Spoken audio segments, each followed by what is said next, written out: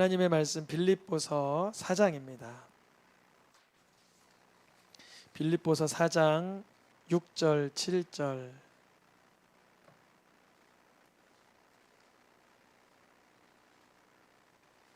한 절씩 읽겠습니다. 빌립보서 4장 6절 7절 아주 우리가 잘 아는 유명한 말씀이죠.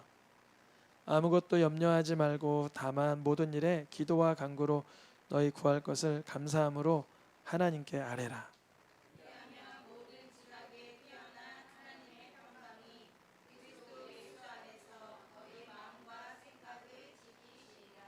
아멘. 제목을 읽어보겠습니다. 감사함으로 아뢰라. 감사함으로 아뢰라. 우리가 감사함으로 아뢰할 때 걸리는 것을 앞에 하지 말라 이렇게 표기되어 있는데, 아무것도 염려를 하지 말고 감사함으로 아뢰라 이렇게 말씀하십니다. 이 말씀은 올해 2월 달에 감사의 능력이라는 제목으로 한번 말씀을 전했던 본문입니다. 방향성은 조금 다르지만 우리가 10달 정도, 12월 달부터 9월 달까지 10달 정도 범사에 감사라는 한 가지 주제로 다양한 말씀들을, 또 그 말씀에서 착안한 제목들을 가지고 계속 나눠왔는데, 오늘 말씀 감사함으로 아뢰라. 염려할 것이 많죠. 많은 것들을 우리가 염려하게 됩니다. 우리가 가장 염려하는 것들 중에 하나가 흔히들 이런 거죠. 오늘 뭘 먹을까, 뭘 마실까, 무엇을 입을까, 이것을 걱정, 근심, 염려, 물론 고민해서 잘 선정해서 선택하는 것 중요합니다. 그 속에 내가 혹시 하나님을 인정하고 신뢰하기보다 인간 편의 근심과 걱정과 염려가 상당하다면 그 영을 분별하게 해달라고 구하시길 축복합니다. 분별할 수 있게 해주세요.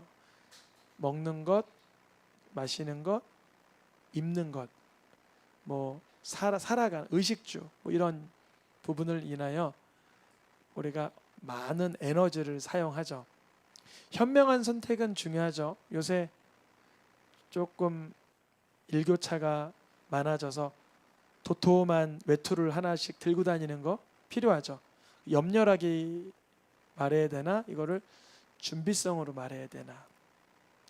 또 늦은 밤 목이 좀 깔아앉고 하면 따뜻한 물을 마셔야겠다. 지혜이죠. 지혜. 준비성, 대비, 예비, 지혜, 그런 것인지, 내가 이걸 염려하고 근심하고 걱정하는 영역인지, 이 두 가지 선상에서 영적인 것이기에 육으로는 잘 안 보일 수 있으나 주님 깨닫게 하여 주시옵소서. 내가 만약 염려의 영역이 더 많은 부분이라면 그것을 떨치고 뭐하기를 하라 그랬죠. 오늘 감사함으로 아뢰라. 이번 주 이렇게 기도원에 갔을 때 염려되는 게 몇 가지 있어서 그걸 기도했더니 주님이 응답을 주셨어요. 기도했더니 또 응답을 주셨어요. 이번에 기도원에선 주님이 다른 것보단 더 기도 훈련, 물론 기도원이니까 기도하러 가는 거지만 더 기도 훈련하라고 기도하여 하나님과의 그런 미묘한, 그런 밀접한 그런 교제를 나누라고 하시는 거구나. 우리가 목숨과 몸을 위하여 입을까 먹을까 염려하다 보면 염려함으로 사실은 목숨과 몸이 위태로워집니다. 이 말씀의 구조가 그래요. 우리가 먹을까 마실까 입을까, 왜 그러냐면 몸과 목숨을 위해서 하는 일이잖아요. 따뜻해야지, 갈증을 해소해야지, 배가 든든해야지, 이렇게 해서 시작된 일인데, 사실 염려로 시작되고 염려로 결론이 맞춰지면 입고도 두렵고 먹고도 염려가 되고 마시고도 걱정을 하게 되는, 그래서 정신적으로나 영적으로나 육체적으로 쇠약하게 되는, 더 탈이 나게 되는 거죠. 마태복음에서는 이런 말씀이 있습니다. 염려를 하고 싶다면 내일 일을 내일이 염려하게 하라 그래요. 내일 일을 누가 염려하라? 내일이 염려하게. 그러면 내일이 되면 또 내일 염려하려 그러면 그걸 내일로 또 미뤄지겠죠. 염려하지 말라는 것을 한 번 더 확고하게 말씀하시는 거죠. 근데 성경에 보면 뭐 염려 안 하는 사람들이 있나요? 다 염려하죠. 다윗도 도망가면서 염려하고 모세도 염려하고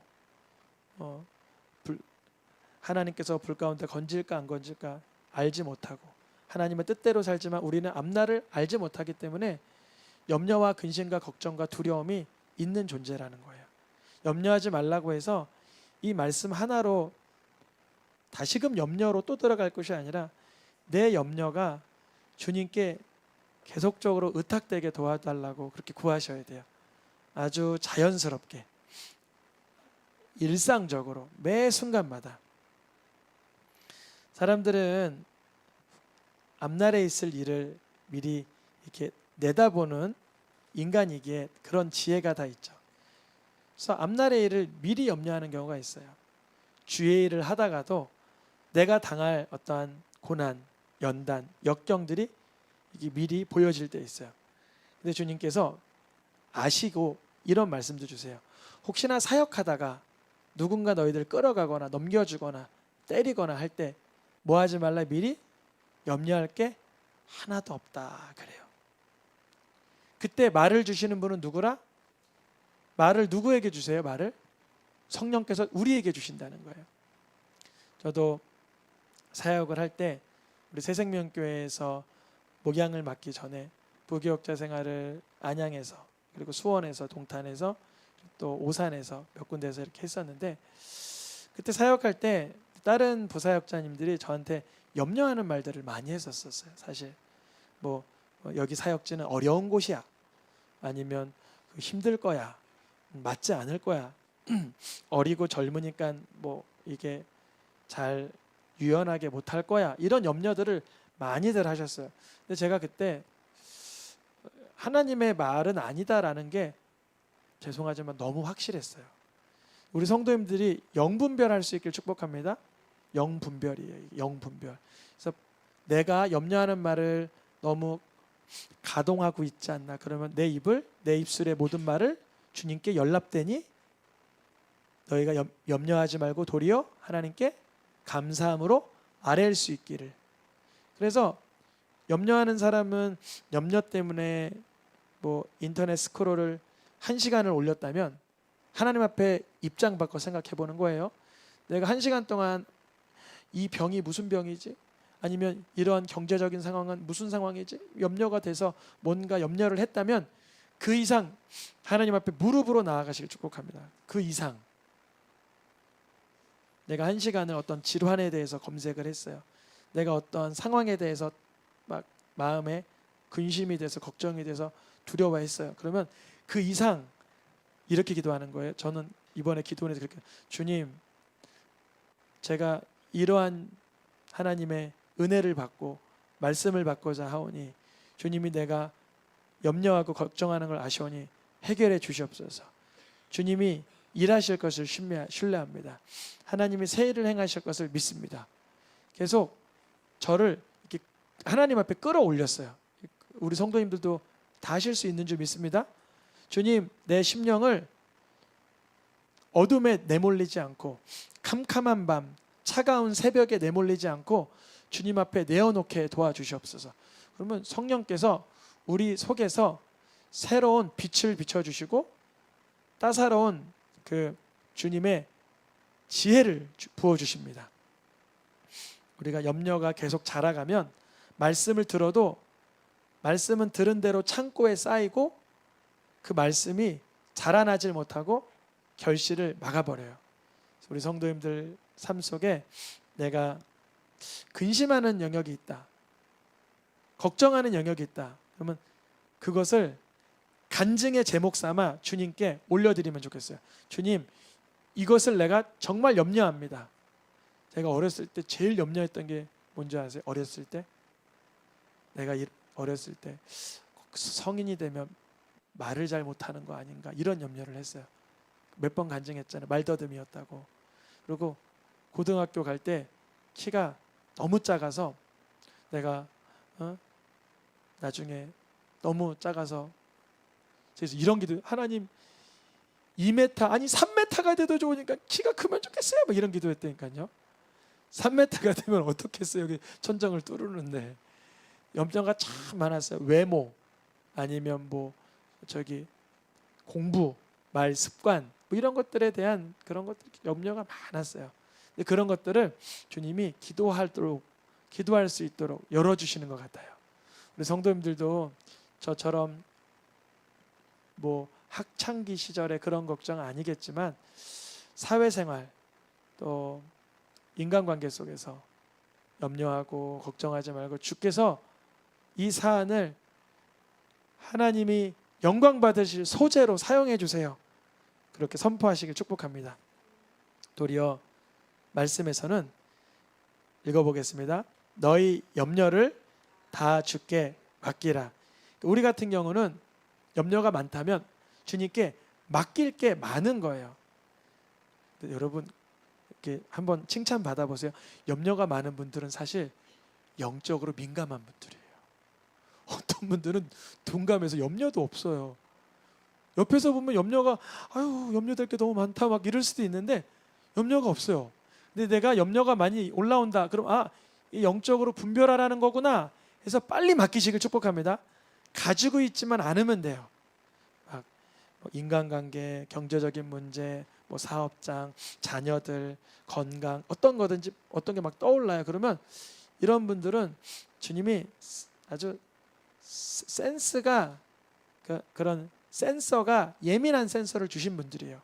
그런 것들을 주님 앞에 이렇게 기도하는 거예요. 주님, 내가 이 부분 맡깁니다. 주님께서 정리해 주시고 정돈해 주시고 이끌어 주시고 역사해 주옵소서. 이는 그가 너희를 뭐 하심이라? 돌보심이라. 우리가 근심하고 염려하는 영역들을 주님께 그렇지만 진실해야 돼요. 진실로 맡겨야 되는 거예요. 주님 이것을 의지합니다. 이것을 맡겨서 주님이 일하심을 현장감 있게 느끼게 해 주시옵소서. 현장감 있게 알게 해 주시옵소서. 주님께 맡기면 주님께서 모든 지각에 뛰어난 하나님의 평강이 우리를 지켜주시는데 어떤 방식으로 지켜주시면 예수님을 나의 그리스도라고 인격적인 영적인 임재를 경험시켜 주시는 거예요. 예수님이 과연 나를 위해서 십자가 지신 나의 구주이시구나. 그리고 부활하셔서 하나님 보좌 우편에서 날 위해 성령을 보내주시고 날 위해 하나님 앞에 중보하고 계시는 나의 구세주이구나. 그 심령 가운데 그 믿음 가운데 우리가 지켜짐을 맛보게 해주시는 거예요.